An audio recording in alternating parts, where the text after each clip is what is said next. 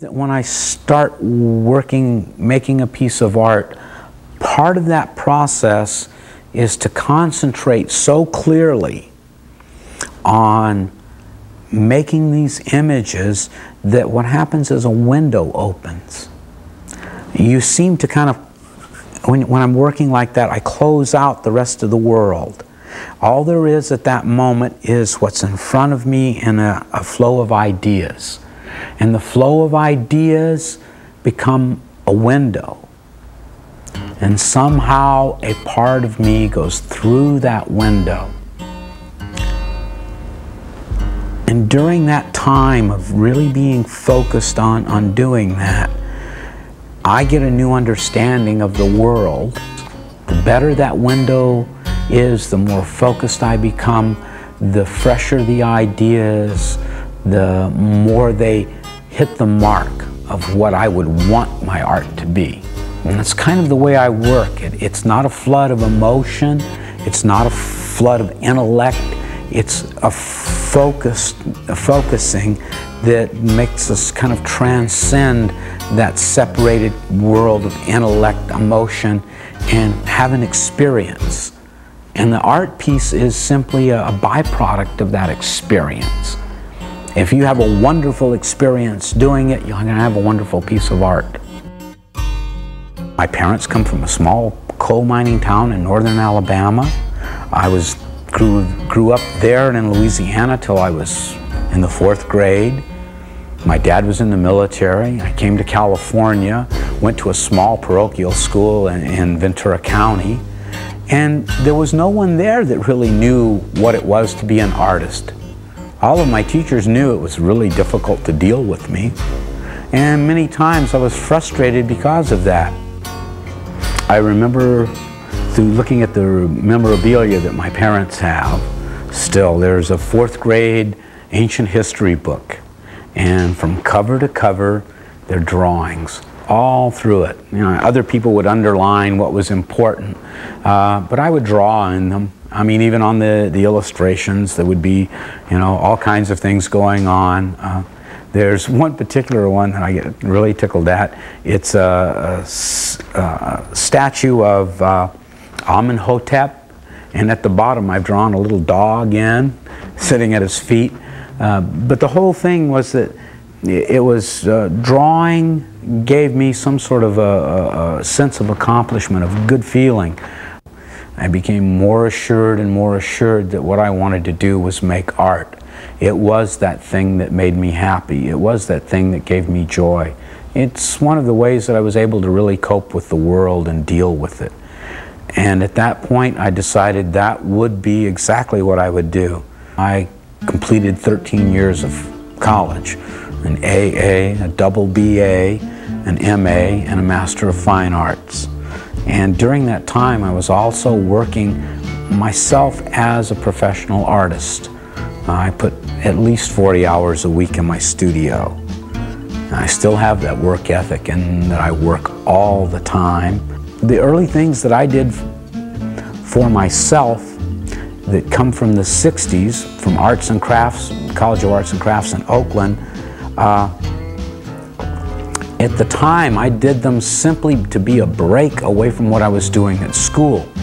But as I look back at them now, I understand that the content is not that much different than the content of my work today. It's a real shame that I didn't allow myself to show those to my teachers. They would have been much more impressed with that than what I did for classes. I did other things. I mean, you have to do other things.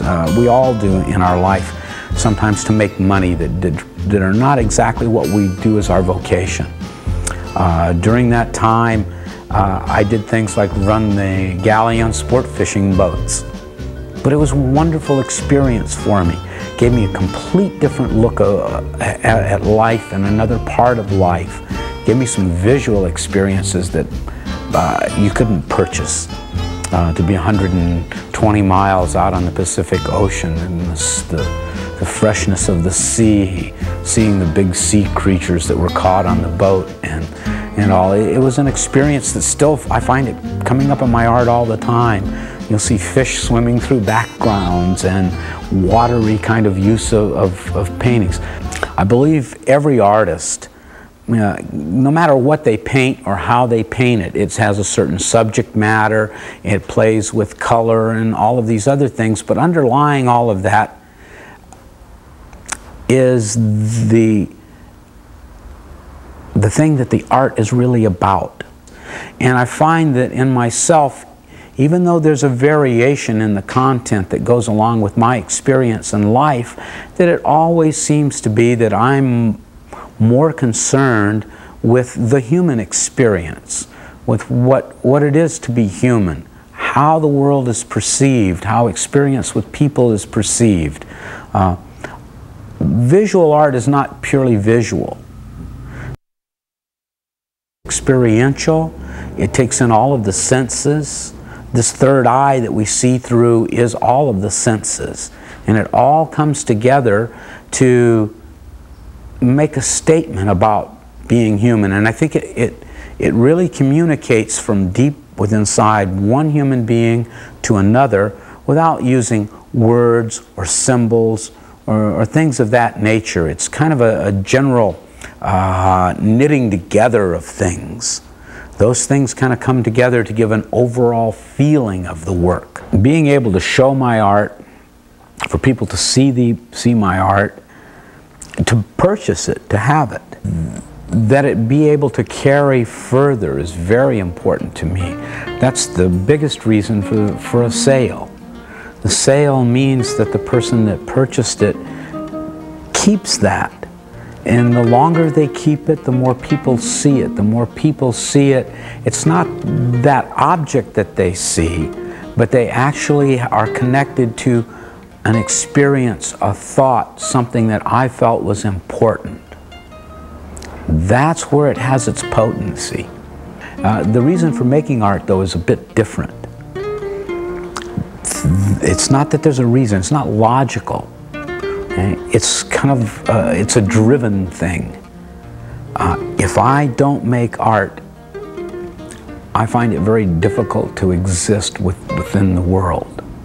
I have a hard time in my own thoughts about myself.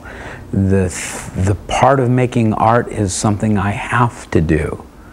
It's a way of having balance. It's the way of controlling my personal power. It's the way of directing my thoughts. It's the way of constructing everything that I come in contact with and have a relationship with. It's a way of keeping it all in order. My experiences now have been so varied in the number of things that I've done, not just in making art, but in making a living, that it gave me access to all kinds of things. Construction materials, working with automobile materials, being a house painter, being a car painter, doing all of these things. I find that those materials have a certain feel to them. They can communicate in particular ways. And I really, over the years, have finally come to that conclusion that you can make fine art out of anything. And the making of art really is turning your creative mind to whatever is at hand, and it has sparked your interest, you know, visually. One of the things that gets me going more than anything today is to go out on a collecting trip to the desert. I carve stones and I collect my own stones. Seeing them in their natural state, collecting them together, it gives one a better feel for them. It's like this thing of artists seeing. You don't just see with your eyes, you see with your hands, the way things feel. If you can be out there and you're collecting stones and you see the geology of it, how it was laid down, how the layers come up, how they erode you know, in the environment, that gives you a better feeling for what they are. But it's an old abandoned quarry, and when you walk through it, it's 120-degree temperature, and you see these big stones turned up on edge and tilting back and forth. You see them anthropomorphized. They become human figures. They become dancers. And now I find that I paint that when I see it. It's showing maybe a little more of the mystical world.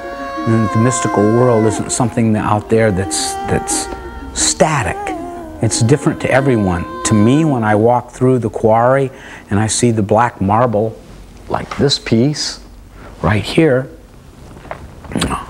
this one here, if this piece was sitting up in the quarry, I could see that same figure, that same movement in it. And that's what ends up in the paintings many times, are these things that look like human figures coming up out of the ground. But they really aren't. What that is my experience in the quarry with the stones as they were naturally found. By the way, this particular marble, and this is what comes from being able to collect it yourself. Okay, this piece of marble behind me is a piece of Precambrian sea floor. It's 600 million years old. The round circles here are Stralamites, one of the earliest fossils in the whole fossil record. As far as I'm concerned, that's Mother Earth. That's where all life comes from on the earth. It gives the stone much more meaning when you carve it, when you make art out of it, because it's something in itself that's very precious, very old, very connected. I find that when I go into the desert, the intense environment without man-made structure lets me understand the mysteries of whatever it is I am as a human being. It allows me to reach in and tap those things and have it come out in my work. And that experience of transcending the ordinary world, I have that experience and don't necessarily make art at times. But I do find that that experience is absolutely necessary for me to make art, for me to make the art that it's meaningful. Now, there are times when I can't have that experience, but I know by discipline that I have to work. And I do. I go and I paint and I paint and I paint and I paint and I paint. But then I may come back to the same painting that I think is going nowhere for me, and I'm able to let go, and it may change completely. And I have that experience, and when I have that experience, we have a piece of art. It's kind of the way I live my life. Those kind of experiences of trying to transcend the normal world. It gives me a great deal of joy to do that, to be able to look at ordinary things and see them in an extraordinary way.